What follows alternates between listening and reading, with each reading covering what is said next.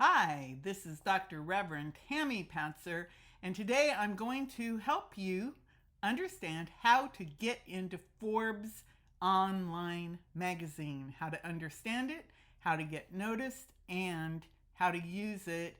And I'm just going to give you a few tips. The first and easiest way is the paid route. Many people get upset. They go, "Oh, I don't have to pay." Here's the truth. In the world today, if you want to fast track your success, you're going to pay. You're going to pay in money, you're going to pay in time. Do you have 10 years to grow your online reputation, or do you want to fast track it? Forbes counsels is approximately $2,000 a year for a membership, and it has many benefits. And it may be something that you want to look into if you can write an article about once a month, and if you want to participate in some of the other opportunities they have open to you as a member. They ask for a lot of revenue, but even if you don't have a lot of revenue, if you have at least 3 years of experience as a publicly recognized business leader, or you are a career or executive coach, you should qualify. And they do have different councils. So it could be the Forbes Agency Council, Business Council, Business Development Council, Coaches Council is very popular, Communications Council, Finance Council, Human Resources Council, Nonprofit Council, or the Forbes Technology Council. So if you want to do a fast track, it's about $2,000. You can apply, and if you're accepted, you'll be able to write a contributors column that will be called a council post. Or you can work with contributors. Contributors are people who have applied and are writers for Forbes, and they typically have a very narrow lane. So, for example, some people focus solely on women, other people focus on leadership, some on technology, finance. It's a very narrow lane that they write about. But if you can get a relationship started with someone who's a contributor, there are regular contributors and senior contributors, you may end up being featured in one of their articles as a source. Typically, you have to be someone who is an expert in your field, or you have authority in your field. Other people you might want to contact are, of course, the staff writers. There's a lot of research that goes into this. If you want to have your story picked up, meaning if you want to be interviewed, you have to find the contributor or the editor or the reporter or staff member who is responsible for whatever it is that you're wanting to appear in. So if you want to connect with someone about leadership, for example, this person, Emmy Lucas, she's someone you could contact, or Jenna McGregor, she focuses on careers. Now, there are literally hundreds of potentials at Forbes, and there's a lot of digging and research that you could do. But if you go into Forbes, you literally can write read the different articles and determine, hey, would this person be interested in me? Now, I wanted to let you see a little bit about editorial calendars. Notice this one is for Ecuador.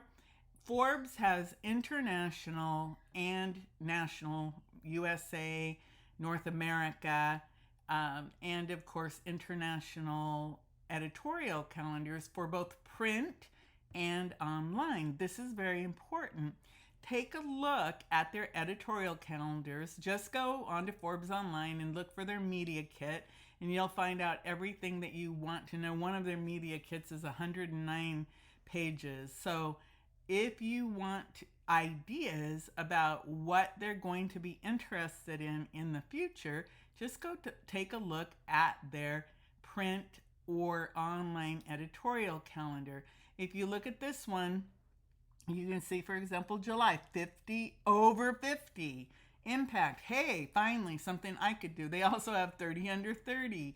They have conferences. There's all kinds of ways that you could get involved with Forbes if you just do the research. Again, time equates to money. How much time do you have to do all this research in the hopes that you're going to get connected to the right contributor, to the right staff member, and pitch them on what is newsworthy and exciting and what is Forbes looking for? This will help you, but you may want to take an easier route.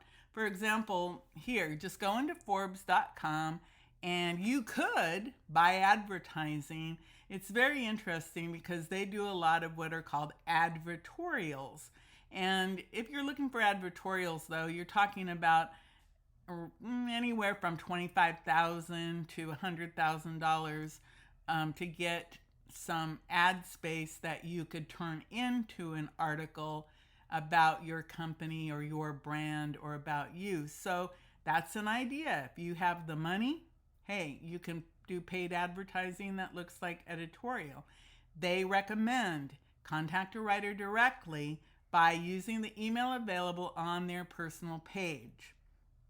And you can also reach out to writers on their social media accounts. You can find them on Facebook, LinkedIn, Twitter, Muckrake. There's many. They also do no longer accept editorial. They used to have an editorial page. They no longer have an editorial or a opinion page.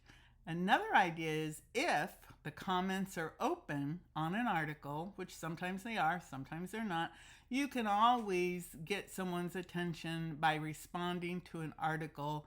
Or if you're going to try to pitch one of the contributors or staff members, you certainly want to read their articles and be able to mention that you have read their articles or that you know about what they're doing. Don't just randomly throw ideas to some random editor or contributor, because typically, and Forbes states this, do not expect us to forward your stuff to someone else. So in other words, you have to do the research, you have to make the contacts, you have to get the connections and go from there.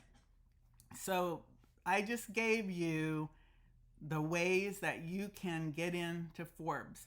You can go ahead and pay $2,000 a year, write your articles, and be part of a council. And it'll say that you're a paid contributor, meaning that you're paying to have your articles there. Most people, they don't care about that. It's whatever. You can reach out to contributors and pitch them directly via email. You can reach out to editorial staff and pitch them directly through email. And again, email typically is the way to go. Sometimes they will respond to direct messages, but all of that, again, it's kind of like you hope and pray that they're going to see your email and respond to you. Or I've already done the work. You can work with me. And if you really want to use Forbes in a realistic way, you can contact me directly. You can save money, save time, get that influence, get that impact and income. Just email me at tamisocialmedia@gmail.com.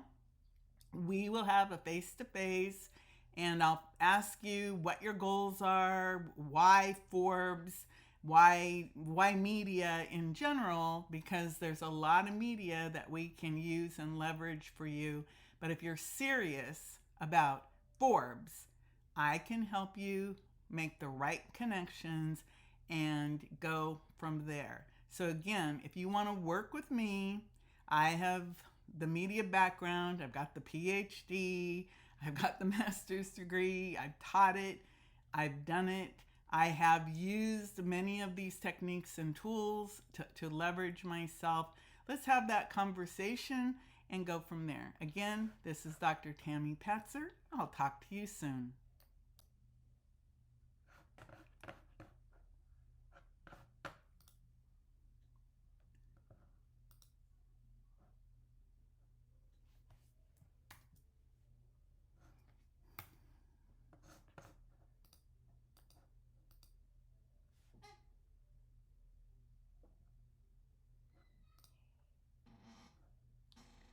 Okay.